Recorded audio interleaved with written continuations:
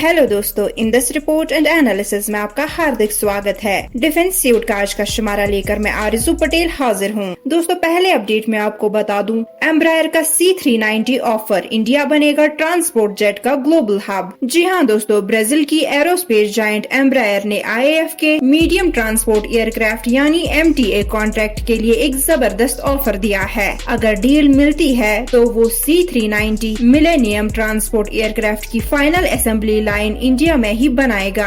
IAF 40 से 80 aircraft खरीदने का प्लान बना रहा है और अगर इतना बड़ा ऑर्डर मिलता है तो एम्ब्रायर इंडिया को एक रीजनल मैन्युफैक्चरिंग और एक्सपोर्ट हब बनाने का टारगेट ले रहा है। ये move directly make in India को सपोर्ट करता है, लेकिन रेस में लॉकहेड मार्टिन का C130J और एयरबस का A400M भी है। एम्ब्रायर का एज है better speed, jet engine, proven track record और लोवेस्ट कॉस्ट। अगर डील फाइनल होती है तो न सिर्फ IAF को मॉडर्न ट्रांसपोर्ट एयरक्राफ्ट मिलेगा, बल्कि भारत की एरोस्पेस इंडस्ट्री को मिलेगा एक ग्लोबल लेवल का बूस्ट। दोस्तों, अगली अपडेट में आपको बता दूं, इंडियाज हेल ड्रोन रेडी, पर इंजन चैलेंज अभी भी बाकी। जी हाँ दोस्तों, DRDO के चेयरमैन और defence R&D secretary doctor Samir V Kamat ने अपने लेटेस्ट इंटरव्यू में द वीक से बात करते हुए बताया कि इंडिया के हेल यानी high altitude long endurance UAV programme में काफी प्रोग्रेस हो रही है, लेकिन एक मेजर चैलेंज अभी भी बना हुआ है, प्रोपल्शन सिस्टम्स। डॉक्टर कमात ने क्लियर किया कि DRDO प्योर देसी हेल ड्रोन्स डेवलप करने के मिशन पर है, लेकिन प्रोपल्शन टेक्नोलॉजी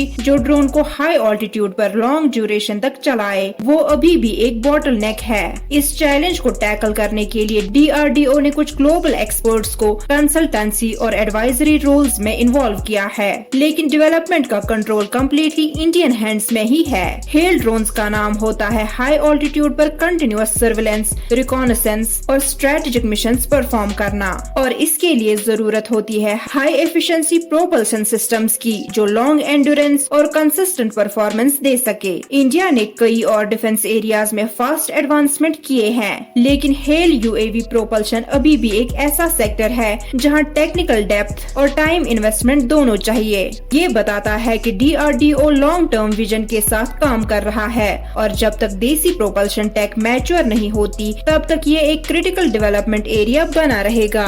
दोस्तों, आज के आखिरी अपडेट में आपको बता दूं, DASL राफेल डील, भारत बनेगा फाइटर जेट फ्यूजलेज का ग्लोबल मैन्युफैक्चरिंग हब। जी हाँ दोस्तों, हैदराबाद और न्यू दिल्ली से आई एक बड़ी खबर के मुताबिक टाटा एडवांस्ड सिस्टम्स लिमिटेड यानी TASL अब राफेल फाइटर जेट का पूरा फ्यूजलेज इंडिया में बनाएगा, जिसका प्रोडक्शन 2028 से शुरू होगा। ये डेवलपमेंट डैसॉल्ट एविएशन के साथ हुआ एक हिस्टोरिक एग्रीमेंट का रिजल्ट है, जिसमें 5 जून 2025 को 4 प्रोडक्शन ट्रांसफर एग्रीमेंट साइन किए गए। इंडस्ट्री सोर्सेज के मुताबिक डैसॉल्ट अब राफेल के विंग्स की मैन्युफैक्चरिंग भी इंडिया की किसी और कंपनी को देने की प्लानिंग में है। टॉक्स काफी एडवांस्ड स्टेज पर है और जल्द ही एक ऑफिशियल अनाउंसमेंट एक्सपेक्टेड है। अगर ऐसा होता है तो इंडिया की एरोस्पेस इंडस्ट्री को एक और बड़ा बूस्ट मिलेगा और देश का role global defence supply chain में और मजबूत होगा। TASL का हैदराबाद फैसिलिटी इस डील के तहत लिटरल शेल्स, रेयर, सेंट्रल और फ्रंट फ्यूजलेज सेक्शंस बनाएगा।